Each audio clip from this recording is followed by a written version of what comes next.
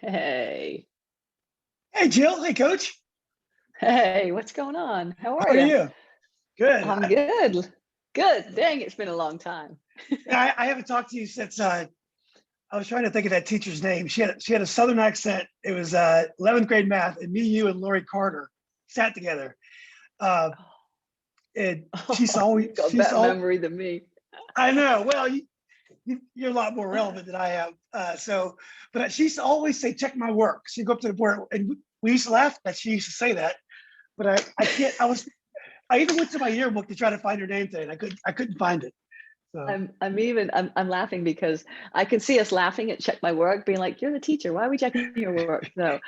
And Carter, I'm still in touch with Carter, so this is great. No, I think the thing for me was like I was so new to the country, to the high school, and so it was just like my high school was a little bit of a blur in terms of that. I know we can talk about it, but yeah, it was. I was thinking today, I'm like, gosh, who do I remember from high school? Mainly yeah, the athletes, not gonna lie. yeah. So interesting. I Yeah. mean, I remember talking to you a lot in class, and I remember you were good in soccer and field hockey because I mean the buzz went around. I just had no idea how good you were. I mean, so because you were just so like laid back and like I was smiley and pretty nice. I was pretty quiet. I think I Yeah, remember because back then I had this wicked accent, right? And I remember the first time I opened my mouth in one of the classes and everybody kind of looks at you and I just was like, oh God. So I actually tell people, I was shy back then. They're like, really? I'm like, no, I yeah, really was. I was just yeah, kind of just wanted to blend into the crowd and yeah, do my thing. And actually sport was probably that helped the most, right? In terms of meeting yeah. people and kind of going from there. So anyway, I'm delighted to be on with you today. Oh, well, thanks. Well, I was going to wait for this, but I guess I might as well ask this now. I always wondered when I heard you were such a successful coach, and I do remember my recollection is you were shy, and the American stereotype of a coach is like this big gruff guy who yells and screams, and Right. I always wondered, did you approach the job in your own way, or did you over time become more of an extrovert over time? No, that's a great question. I think I always say people, especially for young coaches, when you get into coaching, your personality, your coaching style is a combination, I think, of your personality and your experiences, and that's kind of that blend. And so I definitely think coaches evolve over time. But yeah, I mean, listen, I've never been someone to get in someone's face and scream at them. Have I had some lively conversations with the team at halftime when I'm expecting things to be better? Of course, but I think I grew into my personality. I mean, in terms of just coaching style and what I valued. I mean, my father was someone that I, modeled a lot after, and I never heard him, raise his voice to anybody. You can get the best out of people without having to, humiliate them. So definitely not in my toolbox in terms of coaching. So he was understanding like any fine Englishman would be. He wasn't one of these guys that screamed all the No, I mean, time. and again, it's not to say you don't, the colorful language at times, but it's never directed, to a specific person. It's like, hey, listen, this can be better, we can be better, et cetera, et cetera. Yeah. But yeah, I mean, I had a couple of really, really good role models in that, but yeah, it's just not my nature in terms of, who I am and Well, in my coaching style. it's a great lesson for us all. Just you can carry your own values, your own personality, and be successful if you do things the right way. Um, Correct. Yeah, absolutely. yeah.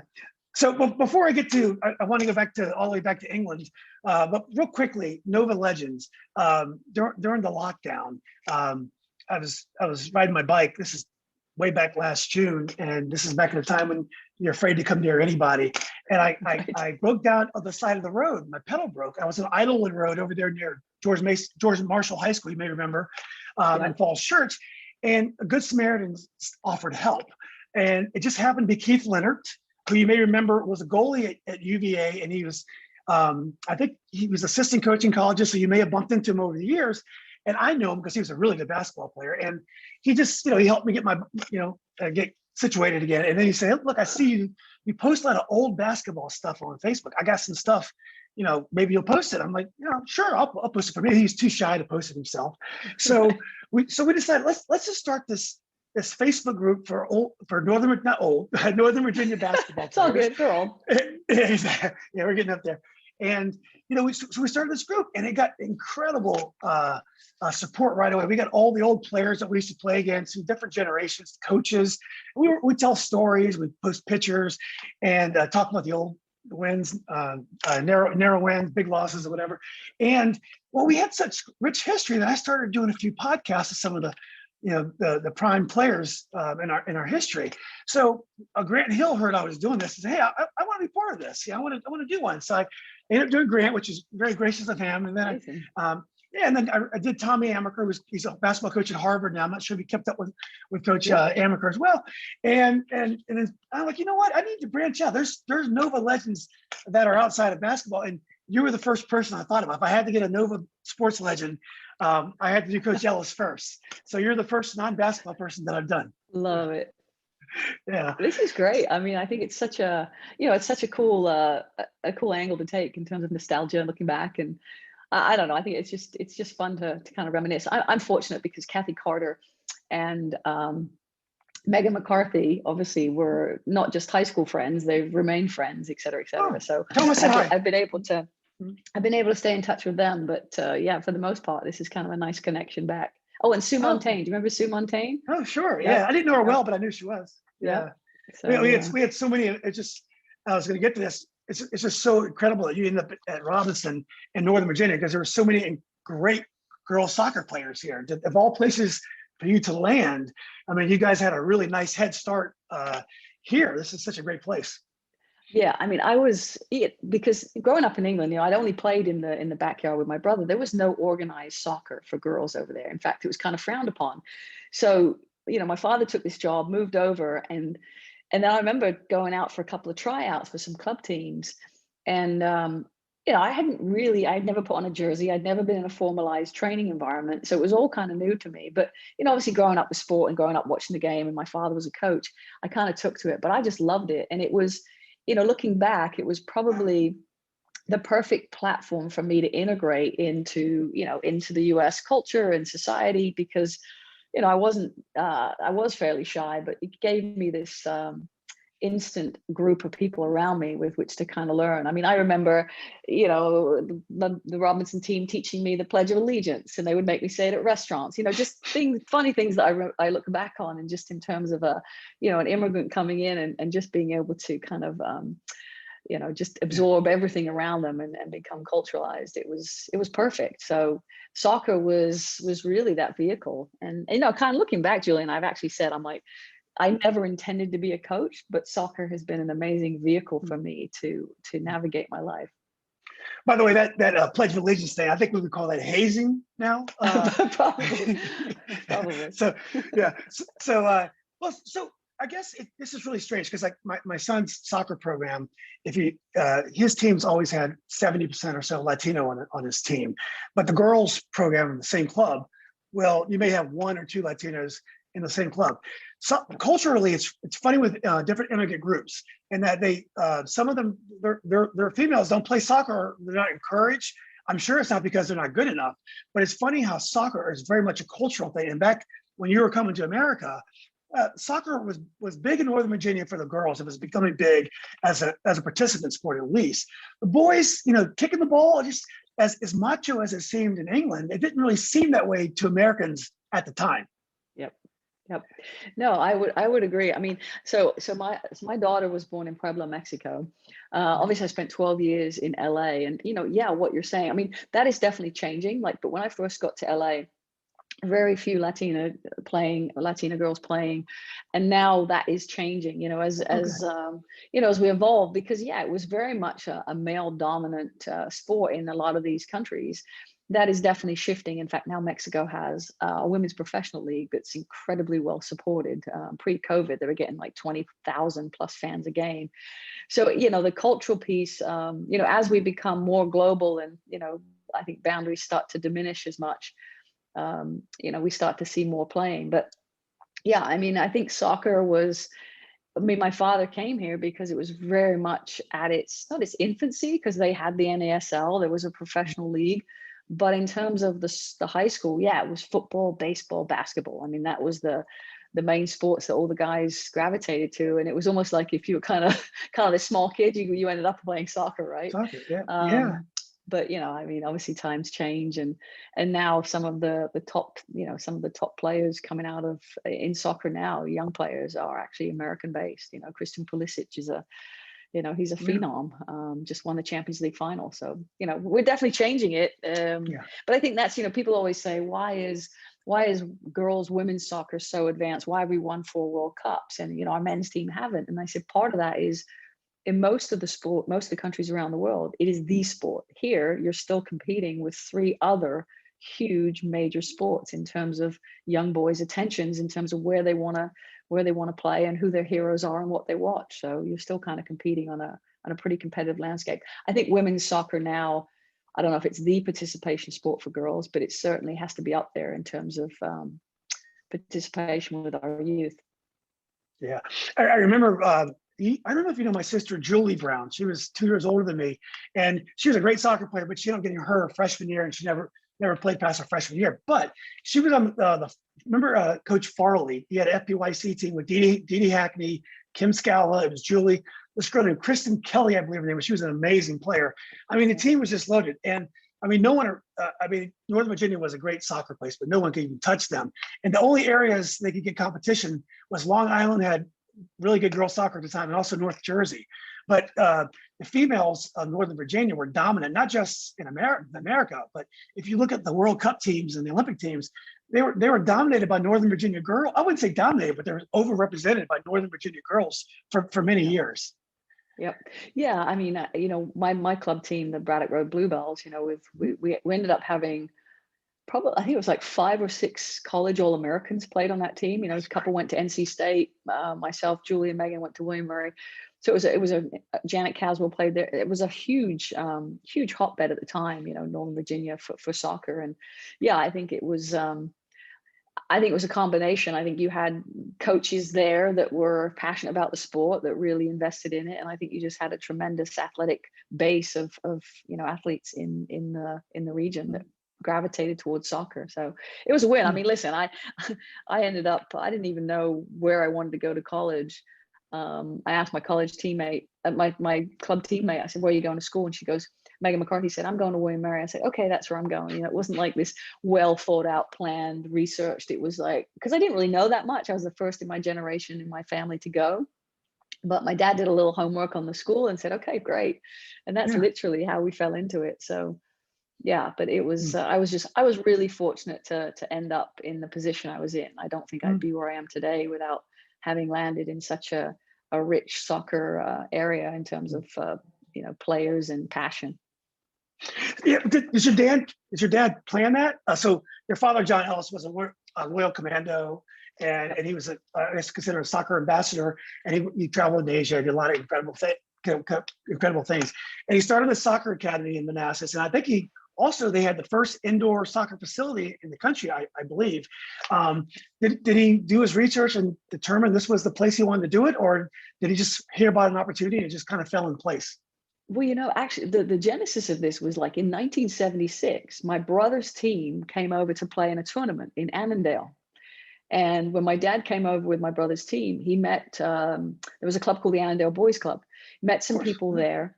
And they actually were the ones many years later that said, hey, come over, we have a position for you to develop. And he was one of the first guys that basically he had young guys that would go to community college during the day, and then they would train also. So they were like in an amateur professional environment, and then their hope was to go on and be professional players. And so he started that, and then he branched out into his own business with Soccer Academy. We had Sports Network, the indoor place. So it wasn't really by design, Northern Virginia, but it was, yes, we knew that soccer was a part. My father was brought over to do a specific job, and from there, kind of cultivated his own business. But I wouldn't say it was strategic. It was more just, that amazing opportunity presented itself. And I remember coming home from school one day, because in England, we finished school at 16. So I was in my last year, going into my last year of school, and he said, hey, your mom and I are going to the States. Do you want to come? Or I could have stayed and finished my last year. And I was like, oh, hell yeah, I'm coming. It was the best decision ever. But you really did as immigrants do, you see America as a place of golden opportunity to do things that I could never have dreamed of doing, had I stayed there. So yeah, I was all in. The one regret was like I had to do more school because obviously, in America you finish at 18. But at the end of the day, I met some amazing people and it was a good time there being a Robinson Ram. Yeah. Well, before we get back to America, just real quickly with England, have things changed now? Do dads take their daughters to soccer games now? Do dads sign their daughters up for soccer? Or and it's probably a different answer in the small towns compared to the big cities. But is England is more like America now when it comes to women's soccer, girls soccer? Absolutely. I mean, it's, England, the women's national team, incredibly competitive. We played them in the semifinals of World Cup. They have a women's professional league. They have, they have organized structure now in terms of youth development. They have it in their schools. They have programs. So yeah, it very much, I would say now, they call it football, obviously. Football there is probably the sport for young girls to gravitate into. Their heroes of football players, et cetera, et cetera. The one big difference, which is still an issue, and you're still connected to club sports, but they don't have a pay to play model. It's accessible to all, and there's not these heavy costs that go along with participating in club sports that we have specifically in soccer in this country.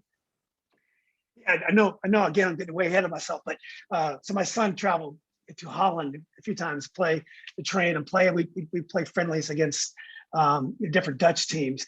And I was always so impressed by how they were organized because their model, they didn't have pay to play, and it was all regional leagues. And even the best team like Ajax would play in a league and they may play up. So a U11 team may play U13, but everyone's in the same league. And whenever we play a friendly, there'd be Dutch coaches there scouting the Dutch players, not really the American players. And they would find a player they like, they would shuffle them around. And their model was so efficient because the best teams and best players were always moving towards the right league. In America, a soccer, crazy dad could get his son private lessons, could send his son to Holland. We can do all these things to get our son ahead and our daughter ahead in soccer. Whereas in Holland, the system takes care of itself. If you're a good player and you sign up, you're going to move around to where you belong. They're going to find you. They're going to train you.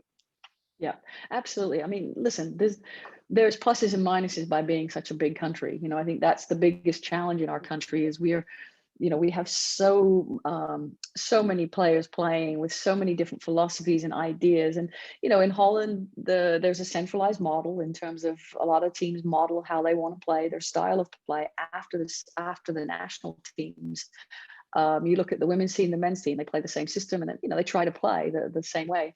Whereas I think here, because we are such a melting pot, and I think, again, there's pluses and minuses to this, that you have such a diverse group of soccer backgrounds in this country. You've got Caribbean, you've got European, you've got Asian, you've got every different kind of style out there. And so we are kind of this hybrid of what we are. So in a way, you don't have a centralized, this is how we want it to look.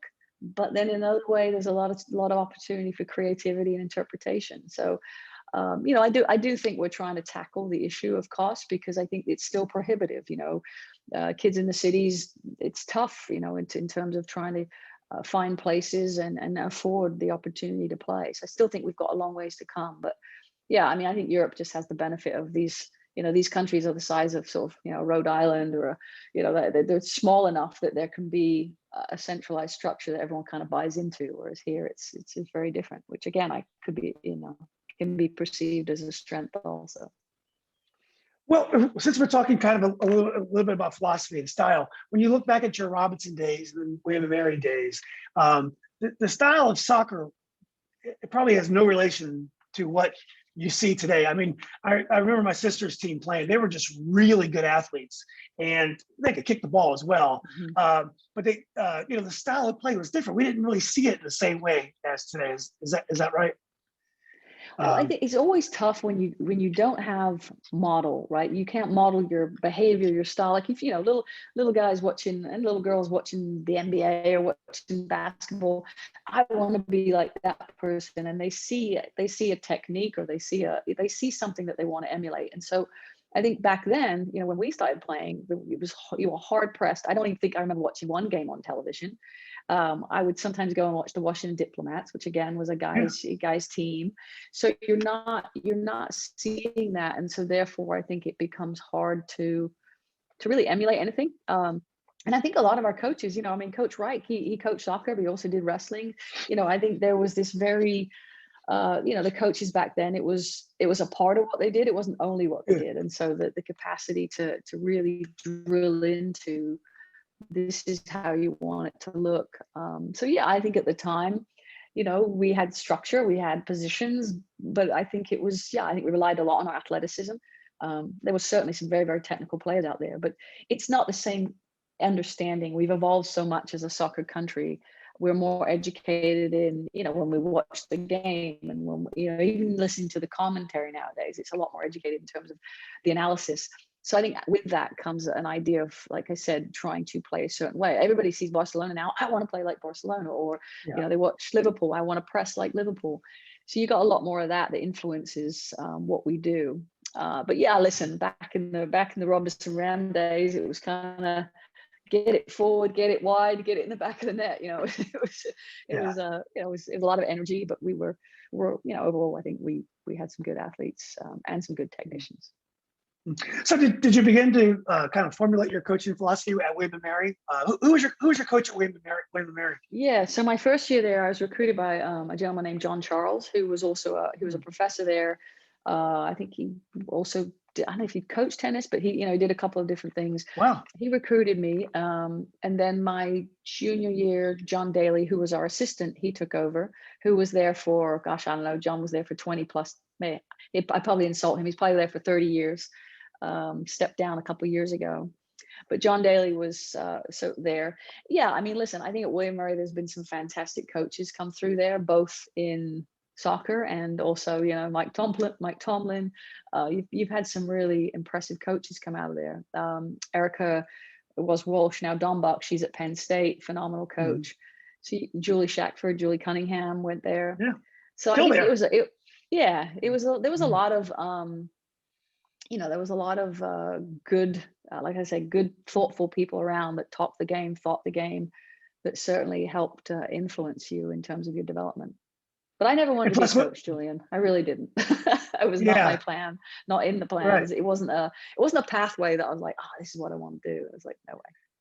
But you graduated in 3 years, in '87. You didn't, because I think your last year you were a graduate assistant instead of a player. Is that right? So no, at William Murray, no, I graduated in '88. I played in my last season was '87, graduated in '88. No, I wish I graduated in 3 years. I was an English Lit and Comp major. Wasn't really sure what I wanted to do. So, probably like most kids, I was like, I'm going to go to grad school till I figure it out. So I went to NC State to be a graduate assistant there. That was my first kind of soiree into coaching. I was a grad assistant, working on my master's. Left that, went into the business world for 2.5 years. And then finally I got a call that was just like, hey, I've got the second assistant position job at the University of Maryland. What do you think? And I was like, okay. And it was literally $6,000 a year. So I had to do 2 other jobs. But once I got into that coaching environment, I didn't look back. I loved it. I loved everything about it. What did your father say about that? A great coach himself, and also your brother. My dad, when I told him that I had this opportunity, was really, he was excited. I think he knew at some point I'd end up in coaching, because I'd worked every summer for him on his camps, standing out front in front of the 250 people doing sessions and, lectures and such. So I think he kind of figured it was in my blood, although I think I fought it. My mother was not so pleased because I was walking away from a decent salary. So she was like, you're throwing it all away. Are you crazy? But it was kind of, I always like to say, it was like, I chose passion over a paycheck and took that leap of faith. So my dad was all in, sat me down to give me some sage advice before I got into coaching. But yeah, they've both been incredibly supportive. Right. So, and then I guess in Maryland, and eventually, I think you're at UVA briefly too. Yeah. You begun to formulate a coaching philosophy, or were you always the kind of person as a coach, you just kind of would coach the kind of players that you had at a particular time? No, I think I was, again, I think I was so fortunate, because over the every summer, my dad would have American coaches and, like I said, Caribbean coaches over from Europe. But like, he had this academy. And so I got to see so many different views of the game and also language of the game. So I really kind of had a broad-based exposure to how you can teach something, how you can teach the same thing in multiple ways. So I kind of grew in regards to just the teaching methodology. I think philosophy, yeah. I mean, I worked with April Heinrichs, who, ended up being our senior national team coach, fantastic coach, a gold medal winning coach, and an amazing player, and learned just, I think I would say I'm someone that loves to watch, observe, and then interpret. So I learned a lot from April. My first head job at the University of Illinois, I remember watching Lon Kruger. Now, he was a basketball coach, and Lon was in the same suite of offices that I was in. And I just remember watching Lon, and this was a guy that he knew everybody's name. He knew the secretary's name, the janitor's name. He knew my assistant coach's name. And what I realized, what I learned there was he basically, his philosophy was everybody around you is responsible for your success.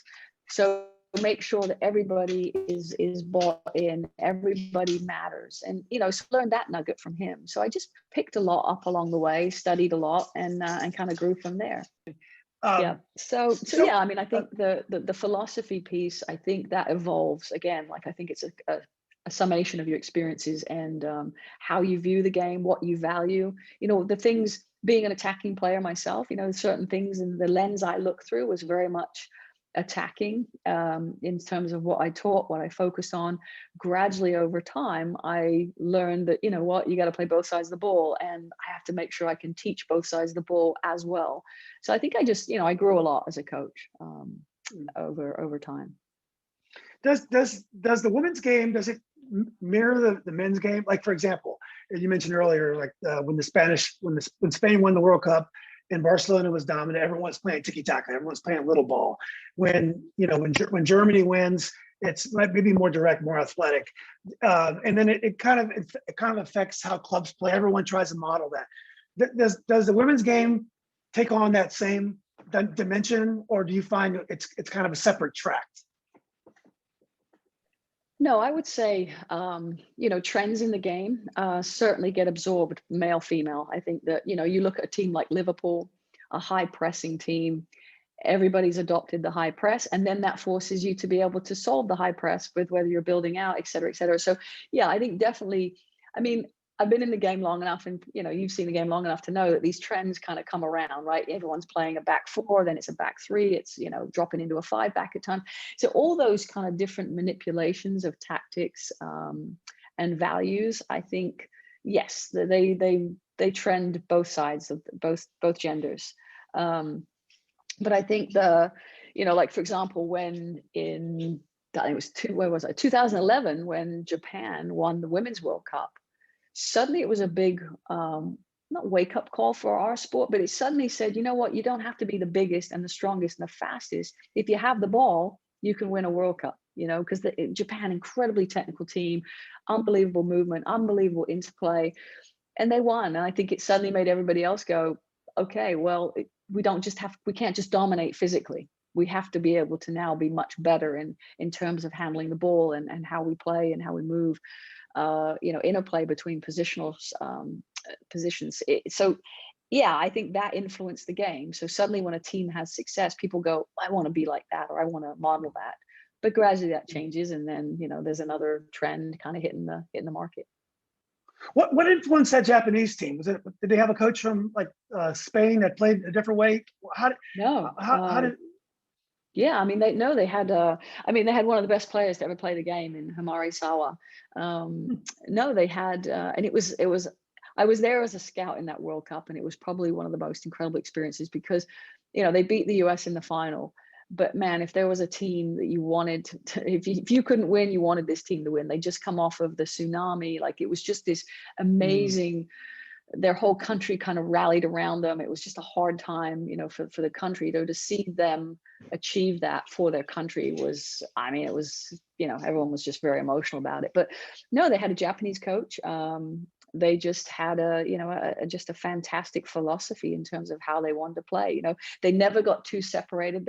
They were in close proximity, so they could play off of each other, and just their capacity in tight spaces to move the ball and interplay was just, we hadn't really seen anything like that, right? It was just, we were used to kind of player isolated, 1v1, take on, but suddenly you had a team that just collectively just broke you down and, was successful. Yeah. So just going back to college, your college coaching career real quickly. I know you at Illinois, you broke through. I think you guys got to the Big Ten tournament, which was kind of a new thing for Illinois.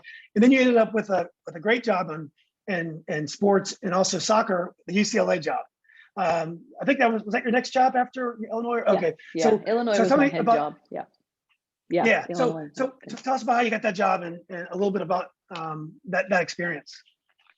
Well, I was at Illinois. Illinois was my first head coaching job. So I came from an assistant at Virginia, and Illinois was a startup. They didn't have a team. They literally, I think I was hired in like April, and they said, we're going to play in the fall in the Big Ten, right? And I was like, holy crap. So it was really kind of having these open tryouts, there was a recreational team, which all campuses have, took them, recruited a couple of last minute recruits, took the best of those players, and we kind of went out there and put it on the pitch. And that was a good experience for me, because I really, building a team from nothing, so to speak, and implementing your culture and your philosophy, that was a really unique experience, which served me well down the line. And then I had, a couple of years later, I had the chance to go. And at the time I was also coaching our under 21 national team. So I was kind of wearing two hats, but getting exposure to the international game, which I absolutely love, because it's very different, right? You just, every country you play is different. So you suddenly are exposed to a lot more about the game. And I applied to the job at UCLA, got that job, and I spent 12 years there. And it was, it was a team that it was a good program, but it was, I think, our second year we got to the national final. And suddenly that third year in coaching, and again, it served me well later, was probably now you've got a big target on your back. You can no longer, everyone's focused on you, everyone's gunning for you. So it allowed me to suddenly deal with a level of pressure that, before, when you're just sneaking up on everybody and everyone's kind of looking past you, you didn't have that. And so suddenly it made me realize, we had to be better and continue to grow and recruit good players.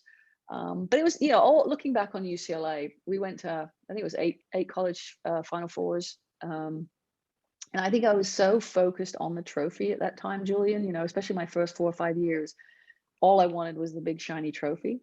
Then I started to realize, you've got to make sure that you're layering in these processes, become less focused. What I've learned after winning trophies is they sit on a shelf, they get dusty. It really isn't the end game.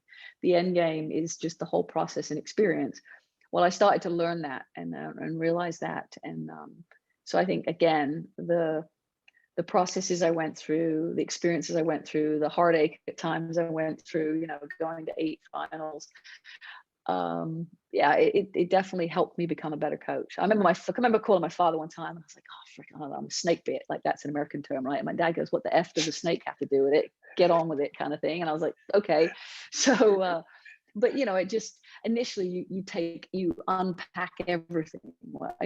That's the beauty of losing. When you lose, you actually gain more. Success actually is not a great teacher, because you learn more, in the process of learning how I can get better, what mistakes did I make, where can I improve.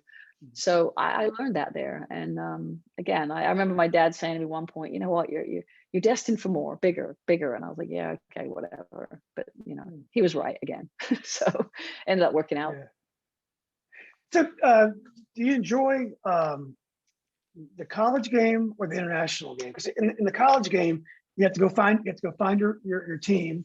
You have to woo some people. You got to tell them how wonderful it's going to be playing for Coach Ellis at UCLA. And then once you have your team, you have them for 4 years generally, unless something goes wrong, but you have them. Internationally, you're constantly losing your players that they go back to their club team or whatever they're doing if they're not playing pro.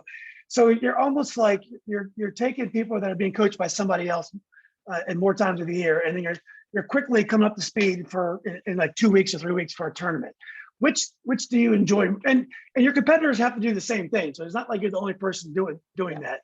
Which do you prefer better? That is an awesome question because yeah, essentially when you're a national team coach, you have an all-star team, right? You get together uh, if possibly once a month, or at least every 6 weeks. Bring them all together. You have a few days together, train exactly, and then they go back.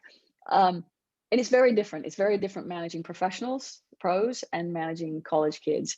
So, listen, I love the international game because I think that it just has so much texture to it. And that's not to say I didn't love the college game, but, suddenly you're preparing for Brazil one day with their skill sets and players. Then you're preparing for Germany. Then you're preparing for Chile or Mexico.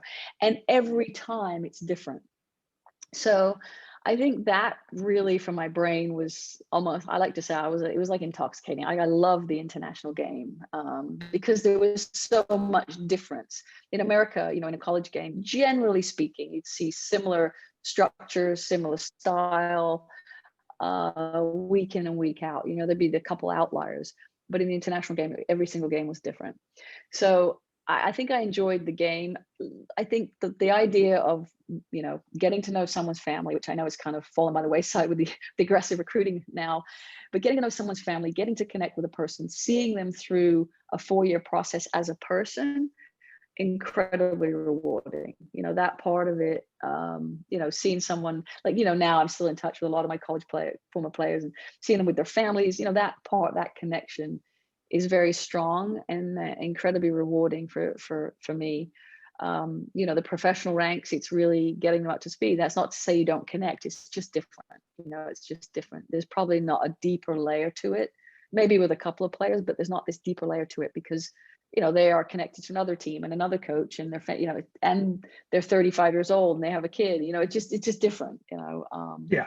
So I've enjoyed both. I think I've enjoyed the college environment a lot, and I've also enjoyed the international game. Been really lucky. Yeah, I would say if you don't like your players that much personally, at least if they're international, there's someone else's problem most of the time. You can send them back. Your college team, you have to like them because you're gonna eat lunch, you're gonna eat dinner with them, you went on long trips with them. I mean, you're stuck with them in the family for like 4 years. So but anyway, so I very true. Yeah. So I believe your dad was involved with the national team as well. So it was probably a very likely scenario that maybe one day you would try that path as well. So how did you get connected to the U.S. national team? Yeah, so April Heinrichs, who was so when I played at William Mary my senior year, she was an assistant coach there. So I got to know April, and then she was the one that hired me at the University of Maryland. And at the time, April had worked camps for my father in the summer. So we had this connection, and she actually invited my father to be her assistant coach. I think it was in 2000 with the Olympic team. So my father was doing that. So I think April was probably, and I was used as a scout. I would kind of just get kind of caught up in working different national team countries, scouting for the US team. So, and then Greg Ryan was our coach, and he asked me to be our under 21 coach, which is not a full-time job. It's just kind of it's the team right below the senior team. You bring in, you scour the country, bring in the youth players and train and play them on average, maybe 3 or 4 times a year, maybe at most. But it was in that period, working with the under 21s and then actually the under 20s that, I really realized this is what I want to do. I want to be in the international game. So Pia Sundhage was the coach in 2008, and April actually recommended me to her staff. So I went to the Beijing Olympics in 2008 with Pia, then returned in 2012. So I was fortunate because I got to see that environment, know the expectations, the standards, the demands, all those things. When I actually finally took the job in 2014, I wasn't naive going into it, in terms of just knowing here's the expectation. Like with that team, silver medal ain't good enough. It's just, there's just a very high standard. Knew some of the players, but just generally had a good sense of what it took. So I felt very lucky in that regard. But then it's kind of coming in and putting your own stamp on it, which was what I tried to do. It's always interesting. I think the coach, I'm going to butcher her name, but she ended up being the Swedish national coach as well. Mm-hmm. Is that correct? Yeah. And I always thought when I first started watching soccer, Yeah, I watched Pele at the Cosmos. I actually went saw him play and stuff. I fell in love with the international game when Cameroon played against Argentina in the World Cup in '94. They just played a player named Roger Miller, who was this 38-year-old guy that would only play the second half. He didn't even want to play World Cup. He came in. He was a leading scorer. He like invented the post-goal celebration. He's an amazing player. But I remember they had this, they had this white guy was their coach. And, for a guy who's used to watching domestic sports, NFL, NBA, you don't think of a guy from another country coaching a team. It was always weird to me that you had these foreign coaches coaching, because I'm like, well, isn't that a conflict? If I'm Swedish and I'm coaching the American team, isn't that very weird when we actually play Sweden? But it's a very common thing. Did you ever find that strange in the international game? No, because I didn't, because I think that our game is so global that, you look at the Spanish league and you've got coaches from all over the world coaching that. So it's just more of a microcosm of where we are in terms of our sport. It was interesting though, because when we went to the World Cup and we ended up playing England in 2019 in the semi-final, I think one reporter said, "Will it be hard for you?" And I'm like, hell no, because when you're with the team that you've invested in, you care about, you've trained with, like your heart is where you are. Had it not been us, would I wanted the England? Yeah, of course. But when you're actually competing against the country that, you spent 15 years of your life and that helped formulate you in many ways, yeah, no, it wasn't a problem at all. I just think you just kind of, you want to win. I think ultimately a coach's competitiveness supersedes probably their nationality or their bias there. I think it's just, you want to win and you want to be successful. So you take that job, but yeah, not an issue. It's So weird though sometimes when you coach your against your friends. That's like Pia, when we played against each other in 2015. I actually find it okay. Like because I care about them, and there's not this animosity. It's just listen, you're just friends, and you happen to be fiercely competitive for 90 plus minutes, and then you're friends again, and so it's over. Yeah, not a problem. So when you finally got the job, I know you had a couple of interim stints when you coach a couple games at a time, but when you finally got the job and you start thinking about philosophy, did you make a lot of changes from what was going on? Did you think about what you had done for UCLA, or did you talk to your father about some of his philosophy? When you got the team, how did you decide you were going to play, and what was your thought process about building a team and building the philosophy? Yeah, great question. I think, initially when you look at culture, when you take over an organization, it'd be kind of like, if I took over Apple, it's got a pretty strong culture. You're not going to blow it up because it's not broken, but you're going to perhaps evolve it, modernize it, shape it under your kind of guidance. And that was really my approach with this US women's national team is, listen, some of their best qualities, you don't want to touch. The fiercely competitive nature, the desire to win, the confidence, those are elements that you want to continue to lean on. So there'd be often very much, so our trainings weren't going to be all just tactical and walkthroughs moving around. Sometimes it's just about freaking mixing it up, letting them loose, letting them compete. You've got to maintain what makes them very special, which is this, incredibly competitiveness. Like our training sessions were so intense because they are just of their DNA, because of how they're wired. So you definitely want to keep that element. You want to make sure, that there are components in there that keep them as close to who they are. And I mean who they are, not just a player. I mean who they are as a culture. Historically, winners, right? So those were things. But yeah, I think when you come in, what I realized is I had a very short run up to the 2015 World Cup. So I wasn't going to change a whole lot in terms of personnel, in terms of even the system. We played a 4-4-2. Because we didn't really have a whole lot of time, because you're not together that often, to really layer in a lot of different changes. So we played with a 4-4-2, played to our strengths, which was flank play. We had a phenomenal aerial presence in Abby Wambach. So we very much kept that blueprint similar. A couple of tweaks maybe in personnel, but not a whole lot. And then when we came through 2016 Olympics, where we actually, we had an epic failure, really. We didn't medal. I knew that we had to evolve but it just reinforced that. So I think always as a coach, you're never, or even as a leader, if you're content, if you're sitting where you are, you're going to get smashed. When I first took over the women's team, I put up the quote, even if you're on the right track, if you sit there, you'll get run over.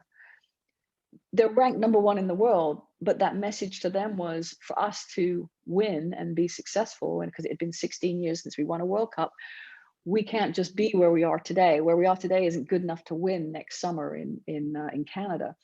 And we embrace that. This part of the culture of this pursuit of excellence was something that I just lived on a personal level, and also, with our team, we embodied that. How can we be one day better? Like, that was part of our culture. And I think what you also bring to the table, and I said this earlier, is your personality as a leader. And I think, if I had to boil it down to how I lead, it's with truthfulness and empathy.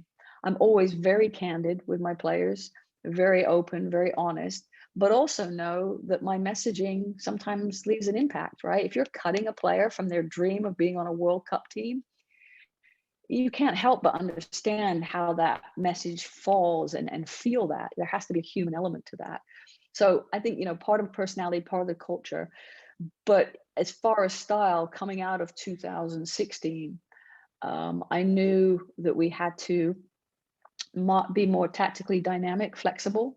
I recognized in the 2015 World Cup, we were playing a game against Australia, and we're kind of getting run over in the midfield. And when you play too flat in the midfield, a lot of space all around you, either side of your back front, it's tough. So I knew at that point I wanted to get to, potentially have 3 central players. And so that's how it started to evolve. And in fact, what I allowed myself was, from the end of 2016, halfway through 2017, I said, you know what, I'm going to give myself 6 to 8 months. I'm going to bring in a ton of new players, because I knew we wanted to find different profiles of players. I'm going to experiment with different systems. And yeah, it could cost me my job, because if you don't win with the national team. And I remember there was a period there, we'd lost a couple of games and it wasn't looking pretty. And the media were like, are you worried about losing your job? And I said, I'm not worried. I'm not coaching to keep my job. I'm coaching what I believe. And we have to go through this process. And it was hard, Julian. I mean, it was, a lot of criticism, internally, externally, a lot of noise. But if you believe in that and believe in what you're trying to do, I actually believe that process, or that period of time, was the catalyst for our success in 2019. We got players like Rose Lavelle in there, Sammy Mewis in there, Lindsay Horan. We ended up playing in a 4-3-3. We became a lot more tactically flexible. So it was a hard period as a coach, and certainly for my staff and my family and even the players, but it was necessary. So we, again, kind of modernizing the team in terms of where I felt like we had to get to. Was it tough making those personnel decisions? I mean, obviously it needed to be done. You wanted to change things up a little bit, but if you don't invite a male player to the Olympic team or a World Cup team, in other sports too, in basketball, whatever, a lot of them are making so much money, it doesn't matter. A woman on the World Cup on a U.S. soccer team, that is huge. It's a huge part of her profile, money. So when you start, I don't want to say cutting people, but not selecting people, that had to be very traumatic decisions that you had to make, people that had played for the team for a long time. No doubt. I mean, I think when you lead, and I would say it doesn't matter who you're leading, you always lean on your principles, because those don't waver. And this idea of always truthfulness, so I said to the players, you'll be picked based on talent. So my guiding principle always that I leaned on was what's best for the team. That allowed me to have these tough conversations, because, if there's a player that I just didn't think right now was going to have this role that we needed because it wasn't going to help the team, it enabled me to put aside my personal feelings and make this hard decision of what's best for the team. And so, yeah, I mean, some of those tough conversations with players, I had a player in 2015 who scores a hat trick in the final. In 2019, they're on the bench playing a completely different role. Well, how do you get from there to there? Does it change the dynamic of your relationship? Of course it does, because not from my end, but you've got a player that suddenly is, out there 90 minutes a game to coming off the bench. But what allows you to get through that is saying, I made this decision that's best for the team, having open conversations, explaining with truthfulness the why behind it, and then having to make the decision of, hey, is this player willing to do this? Or if they're not, I need to find someone who is. And that allows you, I think, to work through really hard decisions, in terms of making tough decisions. Because yeah, you get connected, you get closer to some players, you're veteran players, you've been around a lot longer. So it becomes harder to, to let a player that you've had 4 or 5 years with, as opposed to someone that you've just met. But again, it's going back to, okay, this is what's best for the team. That's my true north right there, and I can make those hard decisions. So, but of course, you get it. It's tough, knowing that for one of these players, it's their lifelong dream that you're about to eliminate. I remember watching you on TV after you guys won. I forgot which World Cup, but I mean, you just had this big smile on your face. You were so happy. But I guess one thing about winning the World Cup when you're a U.S. coach, you're going to be favorite or one of the favorites going in. So there's got to be a huge feeling of just relief that you're able to deliver as well. Well, people have sort of said, what was the feeling in 15 to 19? Was it the same? And I think in 2015, because it had been 16 years, right, since we'd won, even though we were. Oh, is that right? Wow. Yeah, we were very, very favored. We were the reigning Olympic champions. We were number one in the world, but it had been 16 years. So I think that feeling was relief. It was just like, okay, we've done this for the country. For me, two of my senior players, Abby Wambach and Christy Rampone, were two iconic legends that to have them finish their careers as world champions was just probably the best part of the whole thing for me. So there was a lot of relief. I think 2019, the difference there, the feeling was satisfaction, because we had made this conscious decision to go through this turmoil, to kind of reinvent ourselves, but stay loyal to our culture of competitiveness. That was, and then we just trained the shit out of it. We were so prepared. We were, our players knew everything inside and out, that for all of it to come into place, because the stars do have to align. You pick up a massive injury, it can derail your plan. You have to have that flexibility built in. But so to see that come through and play probably arguably the toughest route to win ever in a women's world championship, that was just like, we just felt really good, like satisfied. This is, we'd committed to this, we'd followed through, and we were fortunate to execute.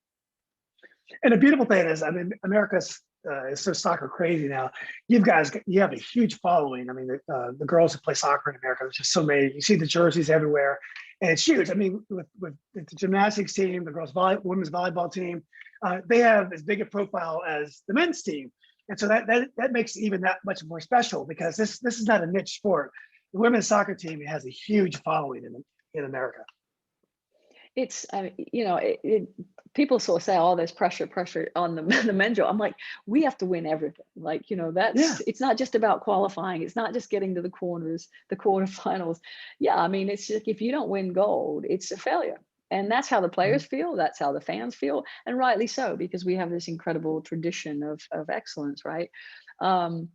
But yeah, I mean, I think the reality is our team was incredibly popular. I mean, this was a team that spilled over from just being, and I think when you get to that echelon of sport where you become more than just an athlete, right? You're an advocate for whether it's equal pay, or you're, out there speaking for human rights. That's where our team got in terms of a platform, because they were so incredibly popular. Even to the other teams within the World Cup, right? Like we had Holland did this video honoring our team. This is the day before we're about to play them in the final. They put out this video basically thanking the players, the US players, for being such role models and advocates for, whether it's human rights, equal pay, et cetera, et cetera. So I think they were, they were incredibly smart and brave at times to use the platform that they had to get out messages, but also not get derailed from their focus, which was winning, a world championship. Now, I how are we doing on time? You got some more time? Oh, yeah, I'm fine. Yep. Okay. I would also think that one of the coaching is always political, and dealing with parents, all the politics of it. My guess is coaching a national team, the worst part of the job is you have a lot of politics you have to deal with. Is that probably true? In terms of decision making, I mean, I think that, what I was able to do was really insulate myself from opinion. Like at the end of the day, I just knew that my staff and myself, we had access to the most information in terms of decision making, right? Player, personnel, tactics, whatever. that you just have to tune out everybody else, right? Like I'm not on social media. People are like, oh, you're not on social media because you're worried about criticism. I'm like, I'm not naive. Of course there's freaking criticism. He says, I don't care about what someone who doesn't know what, the inside track here, their opinion.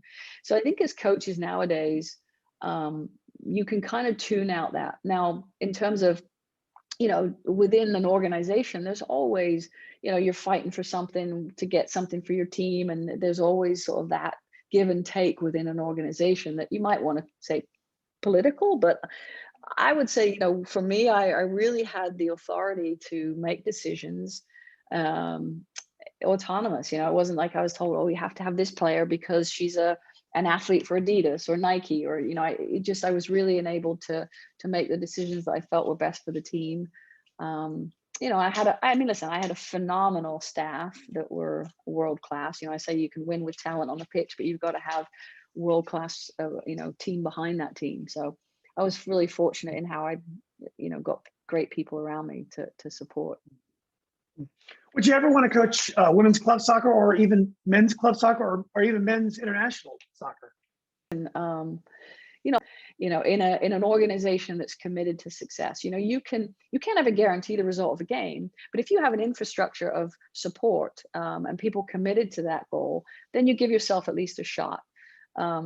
So yeah, my next, and I'm not sure when this goes out, but next week, it's probably gonna be announced I'm gonna be taking a role that's gonna be actually a front office role. That Awesome. yeah, it's so 30 years on the sideline. I think I'm now at a point where I've loved that experience, but I've learned so much, and now I'm going to stay connected to what I love and fulfill the role as president. And now I get to hire and empower unbelievable people. So you're still building a team, the same components. Now I get to hire a coach and support them, and which I'm really, really excited about. So it's a slightly different path, but I think I'm ready for it. I'm ready to learn another component of the business. And as a woman, you often hear, until we get women into the boardroom or on the C-suite level, the lens doesn't change a whole lot. Well, looking at this and now looking what I'm able to do in terms of personnel and hiring, I get to do that. I'm in a position of kind of doing that. So I'm really excited about it. Yeah, That won't come out till next week. Yeah, next week it's going to be announced on Tuesday. So keep it under your hat till then. Awesome. Well, awesome. Well, I won't keep it too much longer, but I did want to know some of the most. I think women's soccer has struggled a bit from what I read. Women's professional soccer, which is something I think can be addressed, because there is a clientele. We have this love for soccer. We have a lot of girls that play soccer. So there's a way around it. We have a lot of high profile players that could populate these teams. But I've always wondered, and I talked to a woman, an WNBA player this week named Jasmine Thomas, about this as well. But in the European model, for example, the Lyon team is connected to the Lyon men's team. And so the brand is already part of it. The Ajax has Ajax, a female team. West Ham has a West Ham women's team. So Fenerbahce has a basketball team and a women's soccer team. So you have these built-in brands. Here in America, the WNBA has tried some of that, like the Mystics are loosely affiliated with the Wizards. They have the same colors, same ownership and stuff. So they have a little bit of that in WNBA. But do you think there's room for that in American soccer? I would think if you can get like DC United to have two great teams, maybe there's a way the whole area is galvanized behind the brand. And it works in Europe, but Americans are so different how we do business. We see that model. We have the Houston Dash, Houston Dynamo. So you've got that model. You've got Portland Timbers, Portland Thorns. So you actually do have a couple of MLS clubs that have a NWSL team connected to it. Most of our clubs aren't in that model, and you want to stand up and say it's a great model in terms of sharing resources like a stadium, etc., because then you're not finding them independently, but oftentimes the difference in that model is sometimes they talk about sharing resources, even over in England, when you've got the Man United women, the Man United men, you've got the Liverpool, etc. The reality is they don't get to share the same resources. They have a different training facility. They play in a different stadium oftentimes. So from the outside, it looks similar, but sometimes when you dig into it, it's actually a little bit different. What I would like to say is we should have, my hope is we get enough investors and sponsorship that we can have these standalone clubs that, do it right, that can have all the resources. And that requires just more investment. I mean, at the end of the day, it's about the dollar, right? And when you've got women's sports on television for less than 1% of the time, and you've got, men's sports on television for 90% of the time, you're always feeding the same thing, right? And so I think part of it is people say, well, we pay these people more money because it's popular. Well, it's popular because the investment has been made from the very beginning in that. I heard this, someone told me this maybe it was last year, wasn't the other day. They said, listen, if you give two farmers 10 acres of land, and you give one a tractor and you give one a donkey, which one do you think is going to produce more? And I'm like, it just was a real simple explanation to me. If you're going to pile all the marketing, sponsorship, the investment into one and a little bit left over, then for sure this is going to yield more. So I think that's where we want to get to the conversation is, can we now have people that say, hey, I want to commit to this, because I do believe there is an appetite for women's sports. There was over 1 billion people watched the World Cup in 2019.